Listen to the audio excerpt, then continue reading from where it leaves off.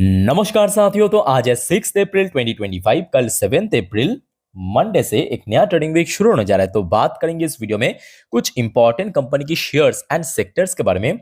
दोस्तों, कल जैसे ही बाजार ओपन होगा शार्प 9:15 पे आपका कड़ी नजर होना चाहिए इन सारे शेयर्स एंड सेक्टर्स के ऊपर। मोस्ट प्रोबेबली गिरावट होने का बहुत ज्यादा चांस है। आप पूछेंगे कितना ज्यादा चांस है, तो मैं आपको कह सकता हूं कि ऑलमोस्ट 85 से लेके 90% चांस है गिरावट होने का। अब चलिए एक एक करके देख लेते हैं कंपनी यानी शेयर्स का नाम और उसके पीछे का वजह क्या है। तो चलिए शुरू करते हैं एकदम कोर से। कोर जो कॉज है वहां से शुरू करते हैं। देखिए, फ्राइडे के दिन यूएस मार्केट में बहुत बड़ा हादसा हुआ। आपके डॉ जोन्स की बात करें, नैस्डैक की बात करें, ये तो पुराने खबर है। ऑलरेडी आप देख सकते हो कि 5.5-6% क्रैश कर चुका है। तो बात ये नहीं है, बात इसके साथ साथ जैसे कि बहुत सारी इंडियन कंपनी जो है ना यूएस मार्केट में लिस्टेड है ना। जैसे कि कुछ बैंक्स भी है, कुछ आईटी कंपनीज भी है, एक फार्मा कंपनी भी है। ठीक वैसे अगर आप देखेंगे विप्रो लिमिटेड एडीआर वर्जन जो यूएस में लिस्टेड है, कितना परसेंट गिरा? 4.45%। ओके।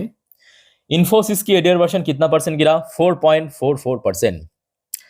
और इसके अलावा एंटायर जो आईटी कंपनीज था, मतलब ये तो मैं इंडियन आईटी कंपनीज की बात कर रहा हूँ, इसके अलावा जितने भी बड़े बड़े आईटी कंपनीज था, चाहे एसेंचर की बात करें, माइक्रोसॉफ्ट की बात करें, या और भी बहुत सारे टेक कंपनी है जस्ट लाइक आपके ये हो गया आपका टेस्ला हो गया, एप्पल हो गया, है ना, अमेजोन हो गया, भारी भरकम गिरावट हुआ। तो बात यह है कि अल्टीमेटली कि यूएस मार्केट में या यूएस इकोनॉमी में कुछ भी अच्छा बुरा होता है ना, नेक्स्ट डे कहाँ पे इंपैक्ट होता है? इंडियन आईटी सेक्टर में, इंडियन आईटी कंपनीज में। अब उसके साथ साथ ये भी आप देखिए, मार्च का महीना खत्म होने के साथ साथ एक क्वार्टर भी खत्म हुआ, मतलब जो फाइनल क्वार्टर, क्वार्टर 4। अब नेक्स्ट वीक से रिजल्ट आना भी शुरू हो जाएगा। सबसे पहले टीसीएस अपना रिजल्ट आउट करेगा 10 तारीख को। जरूर आपको अपडेट मैं दे दूंगा, निश्चिंत रहिए। बट उसके पहले एक बड़ा वेट जो हेडवाइंड लग सकता है, चाहे टीसीएस की बात करें, चाहे इन्फोसिस की बात करें, विप्रो की बात करें। देखिए, लिस्ट तो मैं काफी लंबा कर सकता था, बट दो तीन मैं आपको एग्जांपल दे रहा हूं जिस पर कल गिरावट हो सकता है। और खास करके मैं कहूंगा ऐसे आईटी कंपनी जो कि बहुत बड़े लेवल की नहीं है, जैसे कि टीसीएस, इन्फोसिस, ये तो एकदम ब्लू चिप टाइप की है, तो जिस पर गिरावट होने का चांस भाई 3-4% के अराउंड है। बट इसके अलावा कुछ ऐसे आईटी कंपनी जैसे कि आपकी परसिस्टेंट हो गया, आपकी एलटीटीएस हो गया, आपके केपीआईटी हो गया, जो कि आप कह सकते हो एक मीडियोकर आईटी कंपनीज, इस पर दोस्तों भारी भरकम गिरावट होने का चांस है। ओके, क्लियर हो चुका है ना। अच्छा, आगे बढ़ते हैं नेक्स्ट वाइटल सेक्टर कल के लिए। उसके पहले दोस्तों मैं आपको एक डेटा दिखाना चाहता हूं। ये डेटा मैं आपको जब डोनाल्ड ट्रंप द्वारा 2 अप्रैल रात को रेसिप्रोकल टैरिफ चार्ज किया, तो उसके पहले भी बार बार दिखाया था ये डेटा। याद कीजिए कि भारत और यूएस के भीतर ना केवल सिर्फ आईटी के अंदर व्यापार होता है, इसके अलावा फार्मा सेक्टर भी एक बहुत बड़े, मैं कहूँगा, एक्सपोर्ट होता है। भारत मतलब एक्सपोर्ट करते हैं।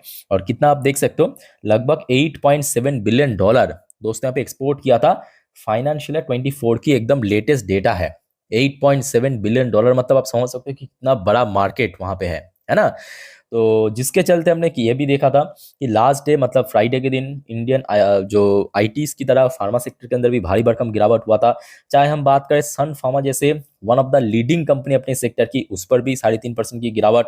शुरू में ये गिरावट और भी ज्यादा हो गया था, आप देखिए उसके बाद 2-2.5% का रिकवर किया। मतलब शुरू में ऑलमोस्ट 5% गिर गया था सन फार्मा जैसे शेयर, जिसका मार्केट वैल्यूएशन 4 लाख करोड़ से ज्यादा, कितना?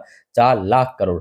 सिप्ला जैसे शेयर भी आप देख सकते हो, शुरू में गिर गया था लगभग 6-7%, उसके बाद यहाँ पे भी वही 1.5-2% के आसपास देखिए रिकवर हो चुका है। ठीक है, तो इस टाइप की जो बड़े कंपनी, यहाँ पे गिरावट होने का चांस उम्मीद थोड़ा कम है कि 3-4% फॉल कर सकते हैं। बट जो बोल सकते हो कि मिड साइज कंपनी है जस्ट लाइक ग्लैंड फार्मा, आपके टोरेंट फार्मा हो गया, इस पर एक्चुअली बड़ा इंपैक्ट आ सकता है। जाइडूस लाइफ साइंस हो गया, लास्ट डे भी देखिए शेयर गिरा था लगभग 5.5% के आसपास। ठीक है, तो देखिए फार्मा सेक्टर में तो बहुत सारे कंपनीज है लिस्टेड, तो अगर शुरू कर तो काफी लंबा लिस्ट चलेगा, तो मैं आपको 2-3 एग्जाम्पल दे रहा हूं। ठीक है, उसके बाद दोस्तों एक और सेक्टर है जो कि आई थिंक कि बहुत ही कम निवेशक को मालूम है। भारत भारी मात्रा में एक्सपोर्ट करता है, और वो है आपके सी फूड।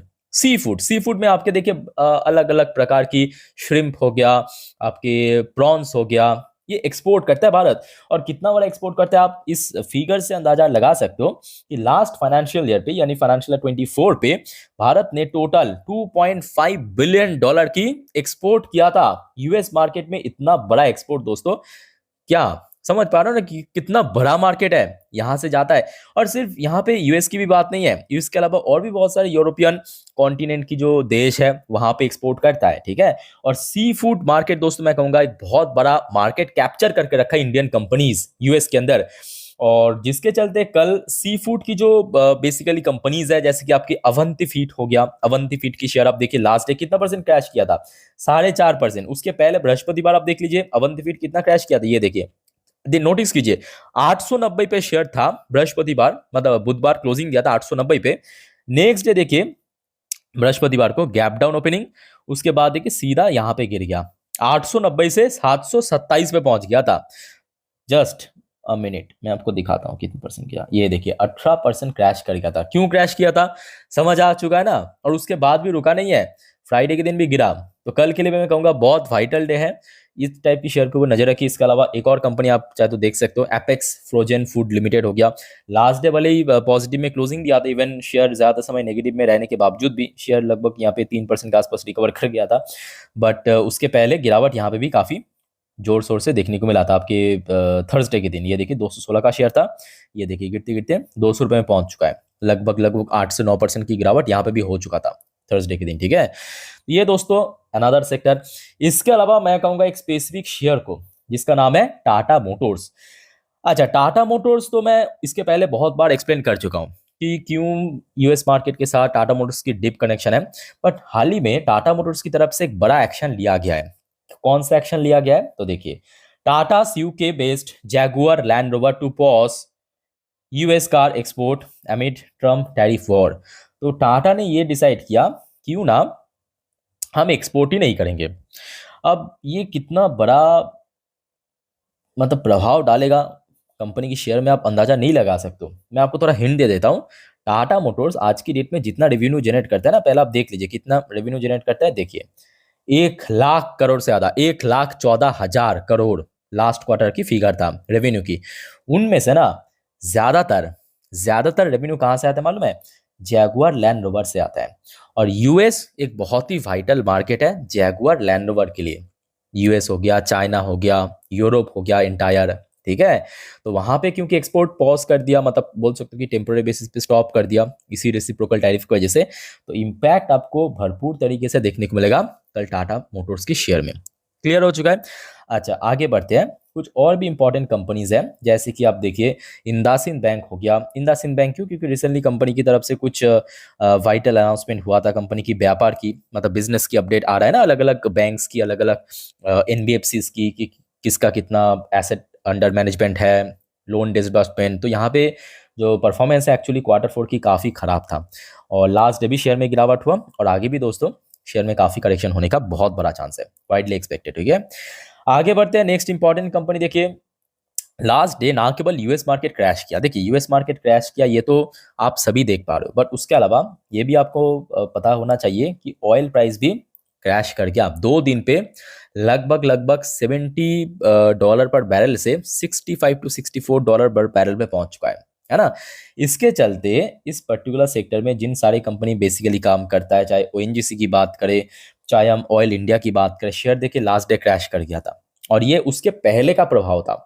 मतलब लास्ट नाइट को जो हुआ था उसका जो इम्पैक्ट है या प्रभाव है वो आपको आगे देखने को मिलेगा। कब? कल जैसे ही बाजार खुलेगा, ठीक है। तो कल जितने भी ऑयल एंड गैस सेक्टर की कंपनी है उसके ऊपर नजर रखिए, ये मैं आपको कहूंगा।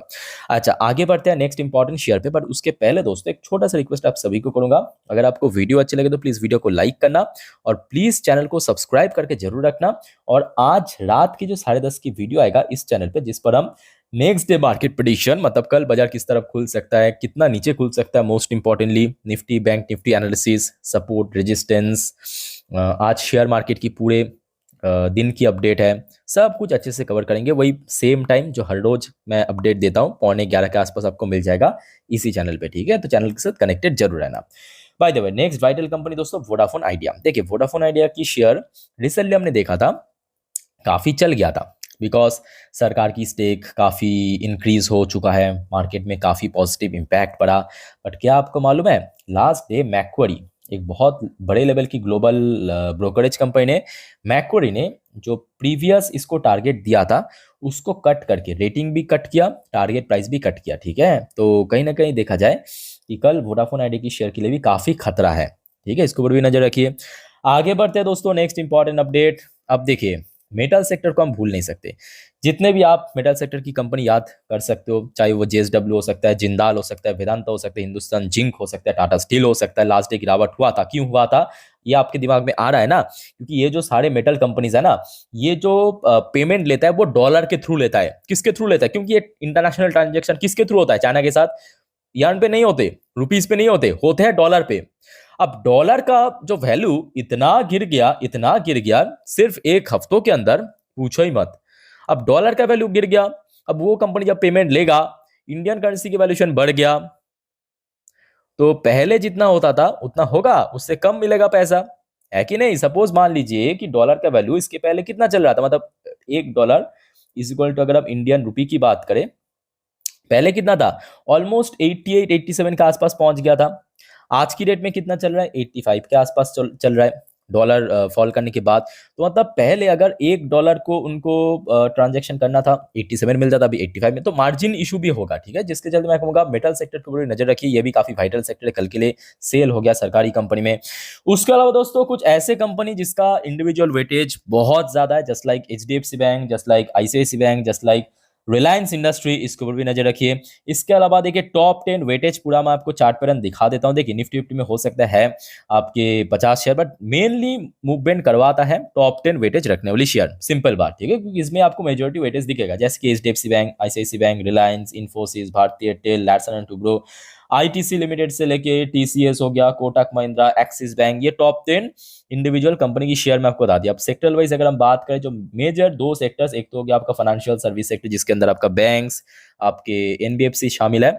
इसके अलावा आईटी सेक्टर भी दोस्तों काफी अच्छा वेटेज कैरी करता है। आई थिंक कि आईटी सेक्टर की वेटेज आगे कम हो सकता है, ठीक है, जो प्रेजेंट सिनेरियो चल रहा है उसके ऊपर बेस करके। तो ये दोस्तों कुछ इंपॉर्टेंट शेयर्स एंड सेक्टर्स मैं आपको कहूंगा कि कल नजर रखिए।